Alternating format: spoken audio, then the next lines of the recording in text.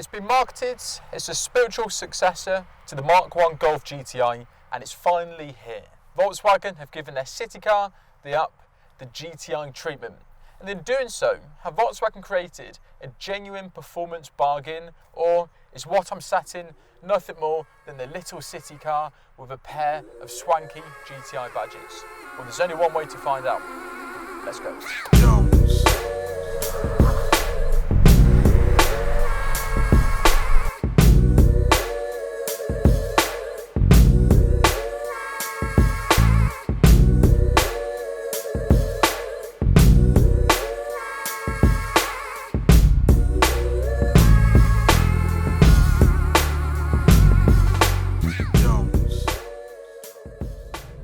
Here we have it, people. We are behind the wheel of Volkswagen's smallest and cheapest car from within their lineup.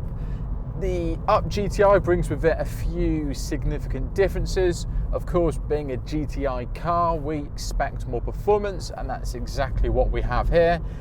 Well, this UP GTI, it doesn't sound like the UPs we've heard on the road before. Sounds a lot throatier.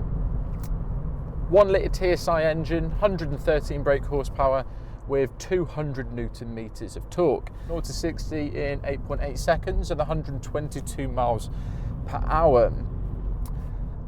And of course, the advantage with having something like a 1 litre TSI engine, it means this car is claimed to achieve 50 miles per gallon, and it only emits 112 grams of CO2 per kilometre, which means, if my maths is correct, we're going to have tax of £160 a year. Why has it taken Volkswagen so long to build the UP GTI? They've been selling the UP since 2011, and we only have this car now. A shout out and a massive thank you to Lister's Volkswagen in Stratford-upon-Avon. They have supplied me with this little pocket rocket. So if you guys want to test drive one of these cars, all their details, like always, will be in the box below. Let's get a coffee, park up, and see what it looks like. The Performance UP comes with a set of sporty 17-inch alloy wheels, black Go Faster racing stripes, updated rear lights are found at the back thanks to the UP's recent facelift. We also have a black colour contrast roof, accompanied with a small black spoiler and black mirrors too. At the front you will find VW's honeycomb grille, accompanied with the iconic red GTI pinstripes. We found some more twisty country roads, so let me start breaking down the performance and the handling.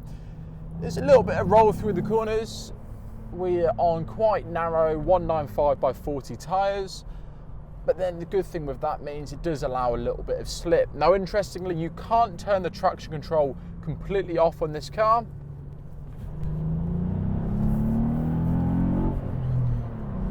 But if you carry too much speed through the corners, you can feel the back end twitching ever so slightly, and of course, if you're pulling out of a junction too quickly, you can wheel spin the car.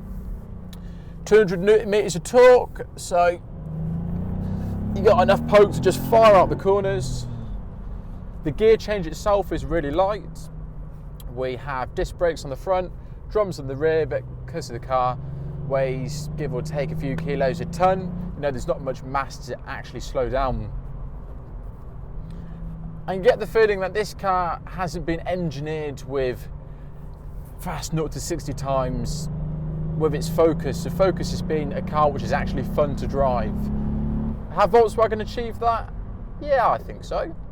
It's usable, accessible performance. You have to work the car hard, keep it on boost, which seems to be between about 2,500 to 5,500 revs.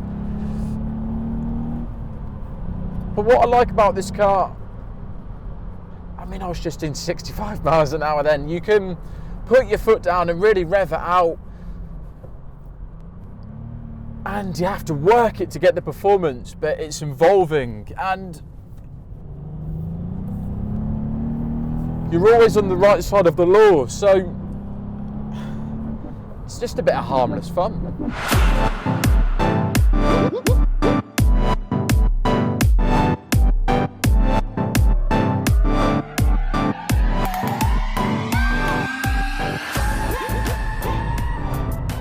car then is the cheapest way you can get into the GTI brand.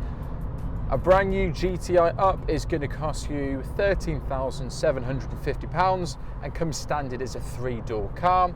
You do have the option of having 5 doors, and that's going to cost you an extra 400 quid. The particular car I've got is finished in Tornado Red, and that's the paint that Volkswagen are willing to give you for free. You can opt for white, that's going to cost you £275, or if you fancy silver or black, then that's going to be £520. If you're watching this video and you're thinking, yeah, Tom, actually, I wouldn't mind my first GTI, and one of those ups is quite intriguing actually, but what's it going to cost when I've actually spec'd the vehicle up? Well, the good news is, with the Up, Volkswagen have been quite generous with the equipment you get as standard on the car, meaning in this vehicle we have heated seats in the front as standard, electronically adjustable and heated wing mirrors. You can Bluetooth your phone to the car, and we also have air conditioning and ambient lighting as standard.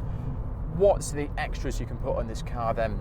The most expensive is a panoramic sunroof, that's going to cost you £710, and then you've also got an assortment of technology you can put on the car.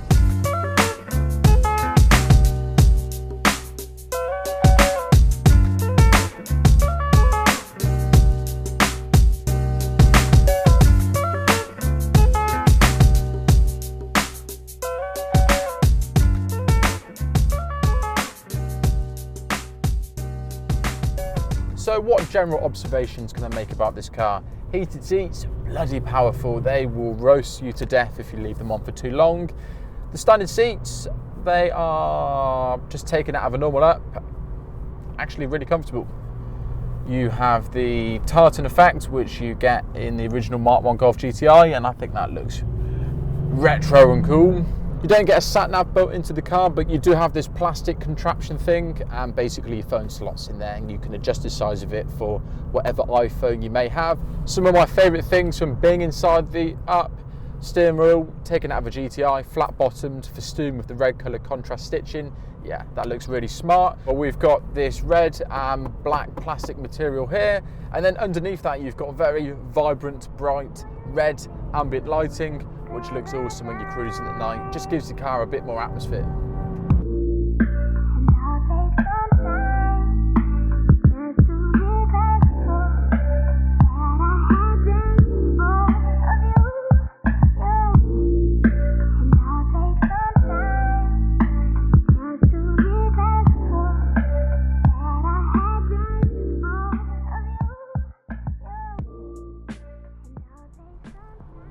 It's almost time to return the Up, and I thought it's just popped into my head. The Up GTI is a really inoffensive car to drive. People seem ever so happy to see you driving it. They smile and wave and let you out of junctions, which is nice. It's like so far removed from a boy racer car. And I kind of like that. The 2018 Volkswagen Up GTI, half the cost of the Golf GTI, but also half the power. So does that mean it's half as fun to drive? Not for my money. What the Up GTI offers is the optimum amount of usable power, the perfect car for a spirited B-road drive. It's a car that's communicative, stylish and cheeky. It just makes you want to drive like an infantile, and for that I respect it.